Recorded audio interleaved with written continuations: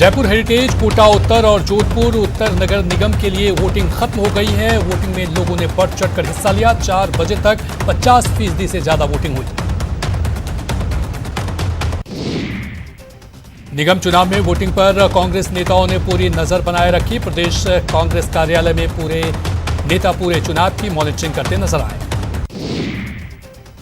Jaipur heritage निगम के 100 वार्डों के लिए वोटिंग हुई। वोटिंग को लेकर सुरक्षा के कड़े इंतजाम किए गए थे।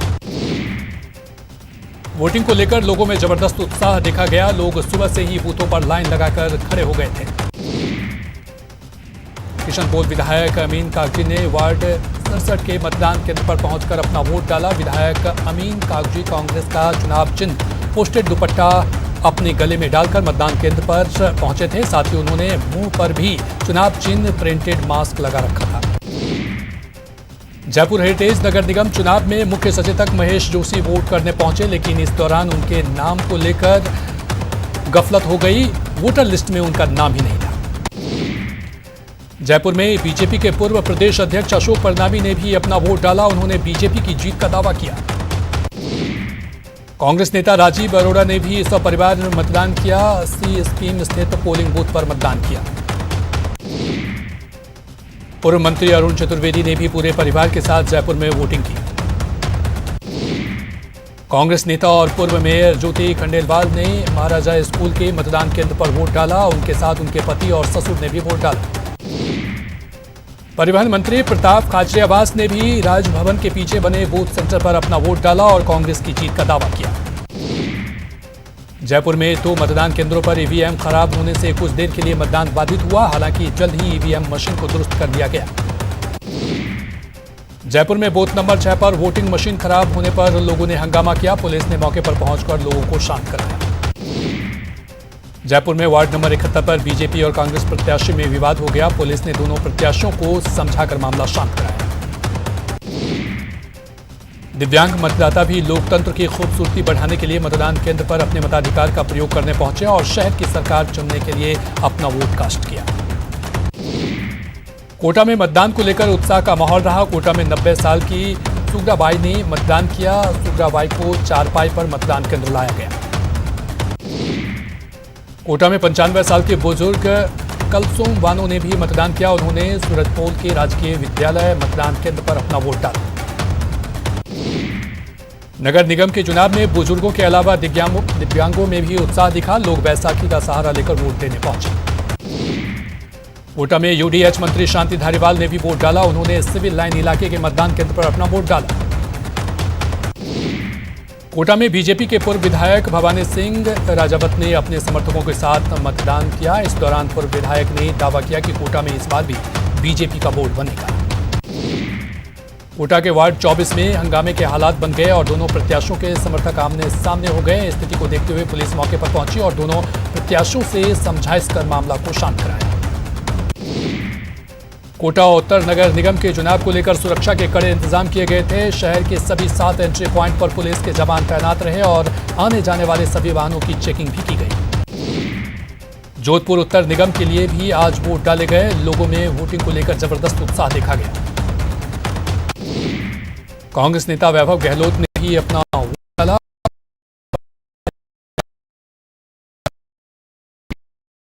जोधपुर के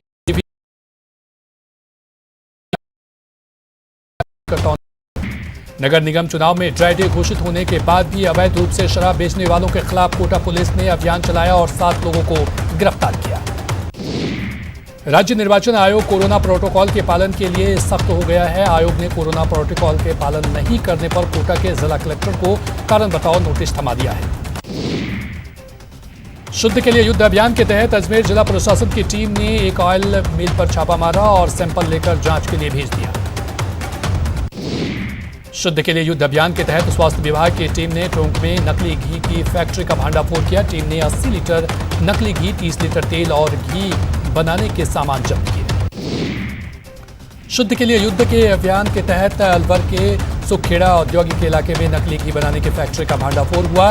एसडीएम हेमाराम के नेतृत्व में हुई छापेमारी में 3000 लीटर से अधिक नकली घी जब्त किया गया। दौसा में जमीन विवाद को लेकर खूनी संघर्ष में एक शख्स की मौत हो गई। घटना मंडावरी थाना इलाके की है। इस घटना के बाद मृतक के परिजनों ने आधे घंटे तक रोड जाम कर दिया। अजमेर के किशनगढ़ में भागचंद्र चोटिया की दिन दहाड़े हत्या के मामले में पुलिस को एक और बड़ी सफलता हाथ लगी है। पुलिस ने हत्या के मुख्य आरोपी शार्प शूटर रामू को दिल्ली से गिरफ्तार किया है।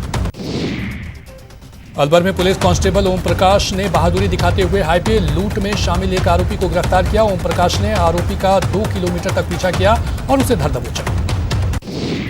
ड्रग माफिया के खिलाफ चलाई जा रही मुहिम ऑपरेशन क्लीन स्वीप को बड़ी कामयाबी मिली है। अभियान के तहत क्राइम ब्रांच टीम ने एक शातिर तस्कर को गिरफ्तार किया। नवरात्र में पूजा अर्चना करने के बहाने पुष्कर आए एक युवक पर नाबालिग से रेप करने का आरोप लगा है। आरोप है कि युवक ने पुष्कर के एक होटल में नाबालिग लड़की को डरा धमकाकर उसे 7 दिनों तक साथ रखा और उसकी असमत ताड़ की। अजमेर के भगवानगंज इलाके में चोरों ने एक सुने मकान से जेवरात और अन्य सामान की चोरी कर ली। पीड़ित मकान मालिक ने बताया कि वो अपने मायके गई थी। इसी दौरान चोरों ने 2.5 लाख रुपए के सामान चुरा लिए। प्रतापगढ़ के सिद्धपुरा गांव में चोरों ने 6 मकानों में चोरी की। इस दौरान चोर लाखों रुपए के आभूषण, नकदी और बाइक और पोस्ता दाना साथ ले हुए। हनुमानगढ़ जंक्शन के बाल सुधार गृह से 6 बाल अपराधी फरार हो गए। बाल अपचारियों के एक हत्या का आरोप है, जबकि 2 पर एनडीपीएस और 3 पर पोस्को का मामला दर्ज है। भरतपुर में एक नाबालिग बच्चे को अगवा करने का मामला सामने आया है। घटना बयाना की है, जहां पड़ोसी ने ही नाबालिग बच्चे का हाथ पैर बांधकर गाड़ी में डालकर अगवा कर दिया। अपहर्ता ने लड़के के परिजनों से 5 लाख की फिरौती की मांग की है। यही नहीं, उनके लड़के को 50,000 रुपए दूसरे के हाथों बेच दिया, जिसे गंगापुर रोड में किसी होटल में रखा गया था। इस बीच नाबालिग मौका देखकर भाग निकला। उसने होटल वाले की मदद से पुलिस और परिजनों को सूचना दी, जिसके बाद पुलिस ने बच्चे को उसके घर पहुंचाया। दौसा के शिव शक्ति नगर में चोरों ने सुने मकान को निशाना बनाया। चोरों ने ताला तोड़कर 10,000 कैश और जेवरात को चोरी कर दी।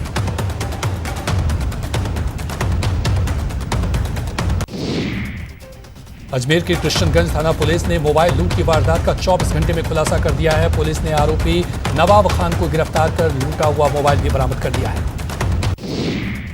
अजमेर की गांधीनगर थाना पुलिस ने जुआ खेलने के आरोप में 3 लोगों को गिरफ्तार किया है। पुलिस ने आरोपी से 27,200 रुपए जब्त किए। अलवर के नीमराणा में पुलिस ने सेक्स रैकेट का भांडाफोड़ किया। पुलिस ने एक होटल से 2 युवतियों समेत 6 लोगों को गिरफ्तार किया है। अजमेर में पुलिस ने देसी कट्टा और एक जिंदा कारतूस के साथ एक शख्स को गिरफ्तार किया। बताया जाता है कि शख्स किसी बड़ी वारदात को अंजाम देने की फिराक में था। जयपुर के विश्वकर्मा थाना इलाके में लकड़ी की एक फैक्ट्री में आग लग गई। खबर पाकर मौके पर पहुंचे फायर ब्रिगेड की टीम ने कड़ी मशक्कत के बाद आग पर काबू पाया। अजमेर के केकड़ी कस्बे में खाद बीज के एक गोदाम में आग लग गई। पुलिस और दमकल की गाड़ियों ने कड़ी मशक्कत के बाद आग पर काबू पाया।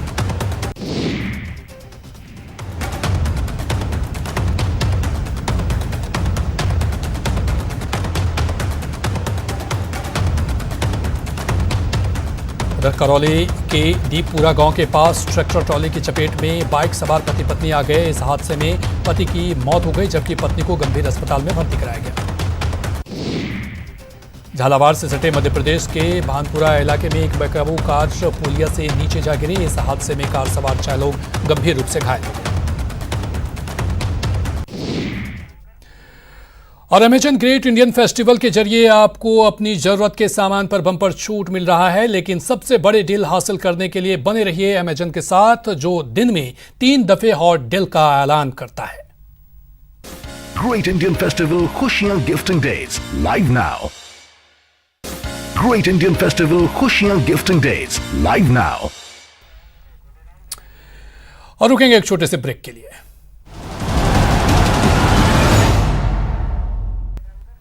ब्रेक के बाद स्वागत है। बड़ी खबर की रुख करेंगे। 250 वार्डों के लिए पहले चरण की वोटिंग खत्म हो गई है। कतार में खड़े लोग अभी भी दे सकेंगे वोट। आपको बता दें कि जयपुर हेरिटेज में 5 बजे तक 51% वोटिंग हुई है। वहीं जयपुर हेरिटेज, कोटा उत्तर, जोधपुर उत्तर में मतदान आज हुआ। वहीं 3 नवंबर को सुबह 9 बजे से मतगणना होगी। वहीं 1 नवंबर को बाकी 3 नगमों के लिए वोट डाले जाएंगे। आपको बता दें कि जयपुर ग्रेटर, कोटा दक्षिण, जोधपुर दक्षिण में मतदान होगा।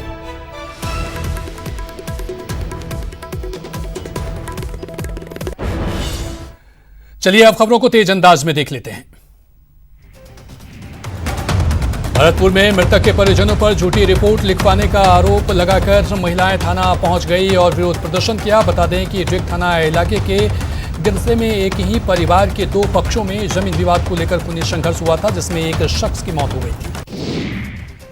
बीकानेर के इंजीनियरिंग कॉलेज में धरना दे रहे कर्मचारियों ने तकनीकी शिक्षा मंत्री का पुतला दहन कर अपना विरोध प्रकट किया। बता दें कि कर्मचारी पिछले 4 दिनों से वेतन की मांग को लेकर कॉलेज परिसर में धरना दे रहे हैं। बीकानेर के कोलायत में अंबेडकर की मूर्ति के साथ छेड़छाड़ का मामला सामने आया है। अज्ञात लोगों ने मूर्ति के नीचे कपड़ा जलाकर आग लगा दी। बीकानेर के कोलायत अंबेडकर मूर्ति के साथ छेड़छाड़ पर मेघवाल समाज में रोष देखा जा रहा है। समाज के लोगों ने इस घटना के खिलाफ विरोध प्रदर्शन किया। वहीं पुलिस ने जल्द ही आरोपियों को पकड़ने का दावा किया है। देश में महिलाओं पर बढ़ रहे अत्याचारों के विरोध में कई सामाजिक संगठनों ने अजमेर कलेक्ट्रेट के बाहर प्रदर्शन किया। उन्होंने पीएम के नाम कलेक्टर को ज्ञापन भी सौंपा। यूपी के हाथरस में युवती के साथ दुष्कर्म और फिर हत्या के विरोध में महिला संगठन इक्वा के उदयपुर में प्रदर्शन किया और यूपी सरकार पर निशाना साधा। अजमेर के शास्त्री नगर इलाके में पानी की समस्या को लेकर लोगों ने प्रदर्शन किया। लोगों ने जलदाय विभाग ऑफिस के सामने मटका फोड़ा और नारेबाजी की। चूरू में एसीबी ने पटवारी के खिलाफ रिश्वत मांगने को लेकर केस दर्ज हुआ है। जमीन म्यूटेशन के एवज में पटवारी पिछले 5 महीनों से मानदेय नहीं मिला है, जिसके विरोध में कर्मचारियों ने अस्पताल में प्रदर्शन किया। श्रीगंगानगर के सूरतगढ़ में आवारा जानवरों की समस्या से परेशान लोगों ने नगर पालिका कार्यालय में धरना दिया। बाद में नगर पालिका चेयरमैन ओम प्रकाश कालवा ने जल्द ही समस्या से निजात दिलाने का भरोसा दिया। भरतपुर में नगर निगम आयुक्त और पार्षदों खिलाफ मुख्य द्वार के सामने जोरदार प्रदर्शन किया। लेन देन को लेकर भरतपुर संभाग के छोटे उद्योगपतियों के विवादों का निस्तारण अब भरतपुर में ही होगा। उद्योग विभाग के अतिरिक्त निदेशक ने बताया कि 25 लाख रुपए तक के प्रकरणों का निस्तारण भरतपुर के औद्योग केंद्र में ही किया जाएगा। डूंगरपुर जिले में पंचायत राज चुनाव की सरगर्मियों ने तेजी पकड़ ली है। चुनाव को लेकर बीजेपी के पंचायत समितियों और प्रभारियों और सह प्रभारियों की बैठक हुई। कोटा जिला में होने वाले पंचायत चुनाव को लेकर प्रशासन ने तैयारियां शुरू कर दी है। निर्वाचन अधिकारी उज्जवल राठौर ने पंचायत समितियों के रिटर्निंग अधिकारी और सहायक रिटर्निंग अधिकारियों की नियुक्ति कर दी है। चित्तौड़गढ़ जिला निर्वाचन अधिकारी के शर्मा ने पंचायत चुनाव की तैयारियों को लेकर अहम बैठक की। बैठक में प्रशासन के आला अधिकारी भी मौजूद रहे। आरएलपी के दूसरे स्थापना दिवस पर बीकानेर पहुंचे सांसद हनुमान बेनीवाल का पार्टी कार्यकर्ताओं ने जमकर स्वागत किया। रविंद्र मंच में आयोजित स्थापना दिवस कार्यक्रम में बड़ी संख्या में बेनीवाल समर्थक मौजूद रहे। आरएलपी का आज स्थापना दिवस है। इस मौके पर बाड़मेर में आरएलपी के प्रदेश उपाध्यक्ष उदाराम मेघवाल ने केक काटा और गोवंश को हरा चारा खिलाया। 4 नवंबर से होने वाली 3 दिवसीय कांस्टेबल भर्ती परीक्षा की तैयारी को लेकर जोधपुर आईजी ने बाड़मेर का दौरा किया। उन्होंने एसपी आनंद शर्मा से परीक्षा की तैयारियों का जायजा लिया। 1 अक्टूबर को प्रस्तावित गुर्जर आंदोलन को लेकर भरतपुर के बयाना थाने में गुर्जर समाज के नेताओं के साथ पुलिस प्रशासन की बैठक हुई। गुर्जर समाज ने अपनी मांगों को पुलिस प्रशासन के सामने रखा। हस्ताक्षर अभियान के प्रदेश प्रभारी फूलचंद ओला उदयपुर रीओआईटी की डोर टू डोर सर्विस की शुरुआत के बाद अब निगम ने भी इसे अपनाने की योजना बनाई है। उदयपुर के मेयर गोविंद सिंह टाक ने निगम के आयुक्त से प्रस्ताव बनाने के लिए कहा है। 4 नवंबर को करवा चौथ है। ऐसे में उदयपुर में महिलाओं में उत्साह देखा जा रहा है। महिलाएं करवा खरीदने के लिए बाजार में पहुंच रही हैं, तो वहीं मिट्टी का कार्य करने वाले लोगों भी करवा तैयार कर रहे हैं। चित्तौड़गढ़ जिले के तीनों खड्डों में कुल मिलाकर 15,394 अफीम के पट्टे जारी किए गए हैं। इनमें से कम औसत और एनडीपीएस प्रकरणों के चलते 52 पट्टे काटे गए हैं।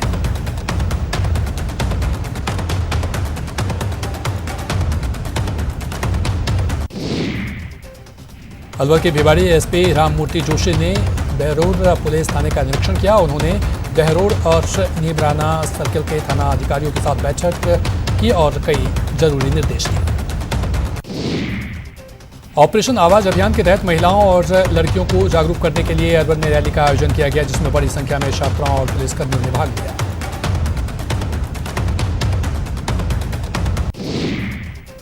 अभियान आवाज के तहत भरतपुर के एसपी कार्यालय में एक संगोष्ठी का आयोजन किया गया, जिसमें थाना अधिकारियों और बाल कल्याण से जुड़े पदाधिकारियों ने भाग लिया।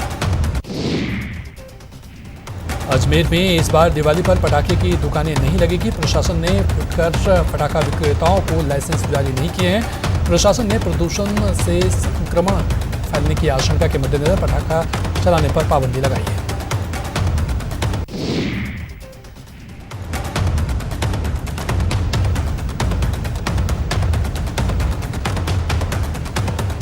वहीं कोरोना के केस में गिरावट जारी है। पिछले 24 घंटे में 49,660 नए केस सामने आए हैं।